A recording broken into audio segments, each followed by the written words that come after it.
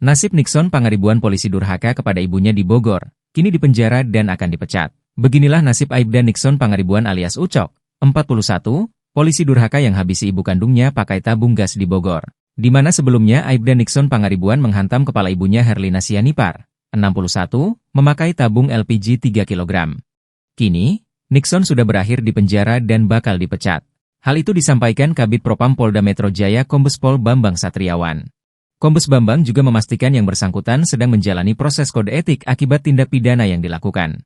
Jika benar terbukti bersalah, Kabid Propam memastikan oknum anggota Aibda Nixon bakal ditindak secara tegas. Sebelumnya peristiwa tragis itu terjadi di warung milik korban di Desa Dayeuh, Kecamatan Cilengsi, Kabupaten Bogor hingga berujung kematian pada Minggu, 1 Desember 2024. Kapolres Bogor AKBP Rio Wahyu Anggoro membenarkan kejadian nahas tersebut di mana pelaku saat ini sudah ditangkap.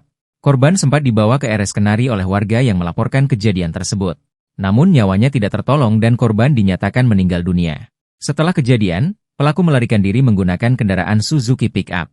Beberapa jam kemudian, pelaku ditemukan di sekitar jalan raya depan RS Hermina Cilengsi dan berhasil diamankan Polres Bogor. Barang bukti berupa tabung gas LPG 3 kg telah diamankan oleh polisi. Sementara jenazah korban telah dibawa ke RS Polri untuk proses autopsi guna mendukung penyelidikan lebih lanjut. Kapolres memastikan bahwa meskipun pelaku merupakan anggota Polri, proses hukum akan dilakukan secara profesional dan transparan.